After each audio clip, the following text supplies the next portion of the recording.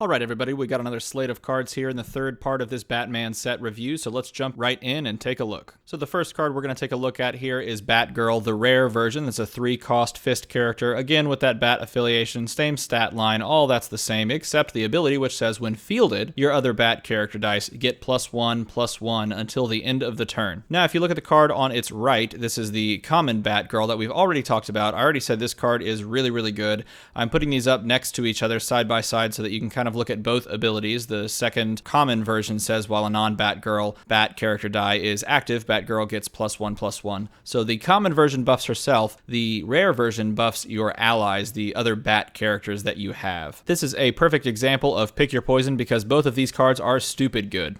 Since we've already talked about the common, let's talk about why the rare is good. It's 3 cost, which is 1 more than the 2 cost of the common version. That makes it a bit clunkier, but the trade-off here is an absolutely insane when fielded ability. And when fielded abilities stack, can be activated multiple times, and so I would assume here that every time you field one of these Batgirls within a turn, your Bat character dice are going to get +1/+1. Meaning if you field 2 of these, they're going to get +2/+2, the entire slate of Bat-affiliated characters. So this card is going to do some insane stuff for you in both draft format and constructed format. This is going to do a ton for the Bat family team. I think it's going to go right on it. It will be a staple, and I think if you're seeing this in draft, then you need to be picking it up because this can do some serious stuff, especially if you can get multiple of the dice in draft. This is going to do some crazy stuff for you in draft. And so with all that being said, I'm giving this a 5 in constructed and a 5 in draft. Definitely look for it. You're going to want this rare. So on to some of the other cards. Here we have Hush, both his common and rare versions. The common version is a 3-cost shield character with that villain affiliation.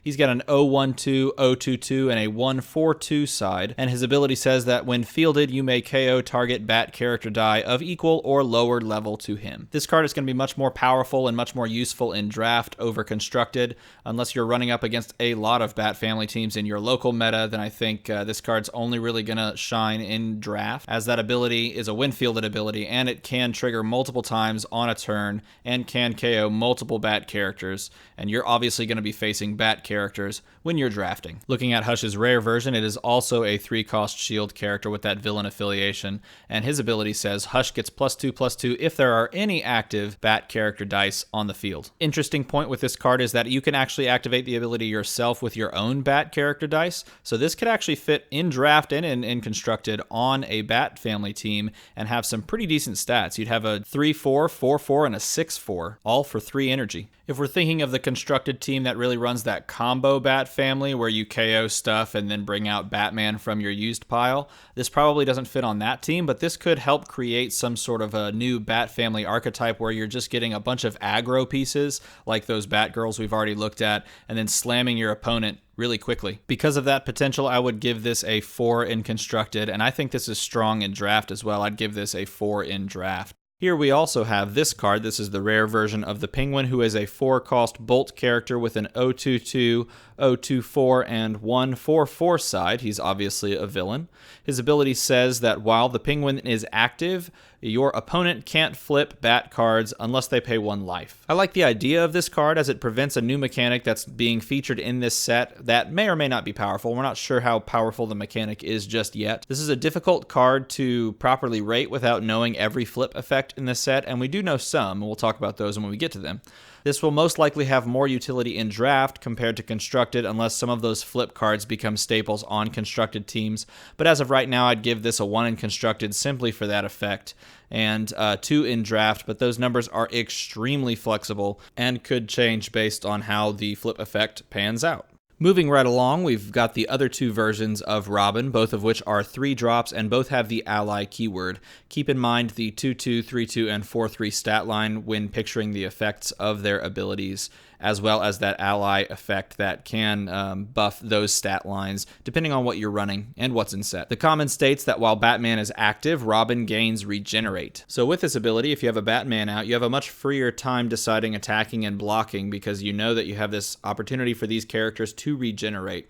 And Robin being a 3-cost, he's actually easy to purchase multiple of, so this regenerate effect does have a little bit more value than something that has a higher cost with that regenerate effect from other sets. So as for rating, ratings, I think this card has a fair chance of seeing play on Bat Family teams, so I would give this a 3, and that's a 3 because I think it'll see regular play on a Bat Family team. It may not be on all Bat Family teams, but I think the board stick regenerate ability gives it enough value that I see it making some lists. Its draft value is wholly contingent upon you being able to draft a Batman. If you are able to draft a Batman, then I would give this a 3. If not, then this is not worth picking up really at all, minus the 2/4/3 body, but it's for 3, so you're going to see some of the stat lines on other 3 drops that may have more value. So I'm going to go 3 on this. If you can pick up a Batman, then it's definitely worth grabbing in draft. Taking a look at the uncommon, the ability states that while Robin is active, Batman and sidekick dice you control gain +1 defense. So essentially this is an ally that can give a defensive buff to allies, as well as your normal sidekicks and Batman. In Constructed, though, I see this being most effective on a sidekick team.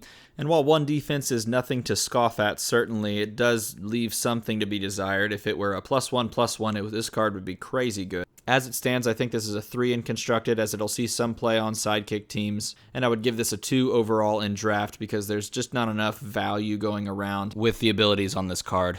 Here we see a couple of Thomas Wayne variants. The card on the left is the uncommon version. It's Thomas Wayne Surgical Precision, a 4-cost fist character with that bat affiliation, an 0/1/2, 1/3/3, and 2/5/5 side. And he's got a common ground ability, which is new to this set. It says Thomas Wayne gets +1 attack and fast while attacking with a villain character die until the end of the turn. So common grounds reminds me of a better version of the heroic keyword from way back in the UXM set. Common grounds is a much more achievable as a trigger is not. Common ground is much more achievable as the trigger is not other characters with the common ground keyword, but any villain or hero. As for this version of Thomas Wayne, the 4 cost is way too high for that 1/2 stat line, and the 5/5 side is on par with a 4 cost character, so without the ability the character is underpowered. However, a 2/2, a 4/3, and a 6/5 for 4 is slightly above average for stat lines, and the fast ability makes the second and third sides even more above average than normal. Unfortunately, the nail in the coffin for this card is that the effect takes place only when Thomas Wayne is attacking, and without that stat buff at all times, this card kind of suffers from being just a little too underpowered. Still, I see this having some utility in Constructed and some utility in draft, so I'm going to give it a 2 for Constructed and a 2 for draft. That 5/5 side can be pretty alluring overall, especially if you can get a 6/5 with fast. It's pretty good. Looking at the rare version of Thomas Wayne, he's a 3-cost fist character, but he's got a Suit Up Batman ability. Suit Up is an ability that reads, when purchased, you may KO a, in this case, Batman character die to field this die at level 2. Okay, so let's talk about Suit Up and why it's one of the most depressing abilities in this game currently. I personally love the idea of a Suit Up ability, being able to put together a team that has a lot of synergy together. One character comes out, then you KO that character. When you purchase this one, it comes out onto the field. Things are rotating around, there's movement. I love that. That's so cool. Then we look at the implementation up to this point, and it is totally botched, right? There are currently almost no Suit Up characters that you would actually want to KO in order to trigger this Suit Up ability. It just doesn't work right now, and this is one of those cards. So the card's ability is currently asking me to KO a Batman die, all the sides of which from every set are better than the 3/3 side that I would be bringing this 3-drop out on. They're asking me to KO a 5-drop to bring out a 3-drop, and then what, re-roll the 5-drop next turn and gets the same stats or even better stats? It just doesn't make sense. If these were reversed, you know, if there was a Batman die that said KO a Thomas Wayne, then this would make perfect sense, because we have a 3-drop that can link into a 5-drop, and one can pull the other one out from the used pile onto the field while going to KO. It makes perfect sense, but that's not what they've given us. In fact, they've flipped it, and it doesn't make any sense. At what point do I ever really want to KO a Batman die to get a Thomas Wayne die out? Because the level 2 side of this Thomas Wayne being a 3/3 is totally outclassed by even the level 1 sides on every Batman die printed. There's like a 4/3, there's a 3/4. I mean, they just don't match up, right? There's no order that you would ever really want to do that. I mean, there's some fringe cases where, you know, maybe this triggers a vengeance ability that the Bat Family team runs on because, you know, you get that, but you're still KOing a character that's better than whatever you're getting from Thomas Wayne for this ability to trigger. Maybe if you're running Batman Speedy Recovery, but outside of that, this is not really worth it. at all. I'd give this a 1 in constructed and a 1 in draft. Alright, the last two cards we are going to talk about today are here on the screen. We have the Question, an uncommon mask character who is a 3 cost. Got a 013, a 014, and a 124 side. He's got one of my new favorite abilities, the Gadgeteer ability, and that's a when attacks ability that says you may roll an action die from your used pile. If you roll a burst faced, you may field it. And I'm assuming here that fielding means using if it's not a continuous die. I would assume that if it is a continuous die, then you actually do field it, but otherwise then you just use the effect. And then his secondary ability says that whenever you use an action die, the Question gains +1/+1 until the end of the turn. I think there's huge potential with this card. I can definitely see this card being used. I mean, I guess the dream would be to have an anger issues or something like that in your used pile to Gadgeteer it out when he attacks. He gets +1/+1, and then you apply that effect to him, so you're essentially getting a 3 cost. I don't know, let's say it's on its 124 side for the real dream. You're getting this 5 attack, and it would be buffed to a 6 attack, 6/5 that has Overcrush. Really, really cool. And it's a 3 cost, so you can get this out early, so you can kind of combine it with ramp early on. So you have an SRA in your used pile. You've bought this turn 1, so eventually you're going to get this out. SRA's in your used, so you can roll that. If it comes up, you can use SRA. Now that's while it's attacking, so it's really acting as churn, but hey, that's better than nothing. And this has a lot of value built in. Plus, it can also stay alive pretty easily early on with that 3/4/4 defensive stat line. So this can actually trigger multiple times. Overall, I really like this card, and I think this is something that can be built around. And I do wonder if this Gadgeteer ability is going to lead people to creating some pretty powerful action-based teams. I'm not sure if the pieces are there yet, but I think this is one of those things that was necessary for getting those actions to cycle a lot more easily. As for a ranking on whether or not this will see play, I'd give this a 3 in constructed because I do think this will see some play, and I think people will try to put this onto teams with action bases, and it does give you a lot of value when it comes to ramp as well as buffing abilities that come from action dice. Instead, I'd even give this a 4 because I know there are a few really powerful action dice within this set, and when things are a lot more closed off within set play, things like this that get a natural inherent value buff kind of thing do a lot more for you. And the last card we're going to talk about is the common version of Thomas Wayne. He is a 3 cost fist character with that pretty decent stat line, some underpowered sides, but a decent 5/5, and for a 3 drop, that's actually a really good side. And he's got the Gadgeteer ability, stating when Thomas Wayne attacks, you may roll an action die from your used pile. If you roll a burst face, you may field it and use it, blah, blah, blah, that sort of thing. This is, in my opinion, the most useful of the 3 versions of Thomas Wayne that we have seen.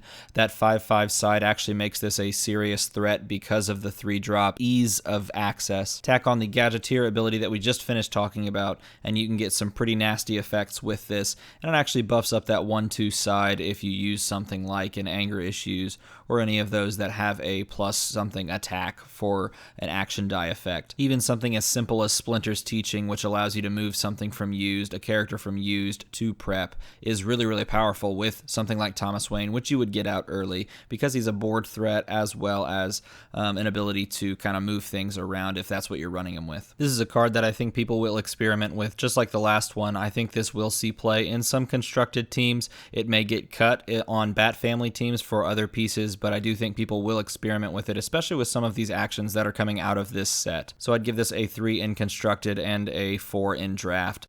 So there you have it. There's another set of cards that we took a look at. What do you think sticks out to you the most? Which cards are you most interested in messing around with? I've really enjoyed hearing what you guys think I've gotten right and wrong over these past couple of videos. Please tell me again which cards you think you value more than me, or vice versa, you value less than me. Let me know in the comments below, and I love having the conversations that we've been having up to this point. I don't know about you guys, but I'm getting really excited for this set, and the end of May cannot come soon enough. So I will keep pumping these videos out, and as always, thanks for watching.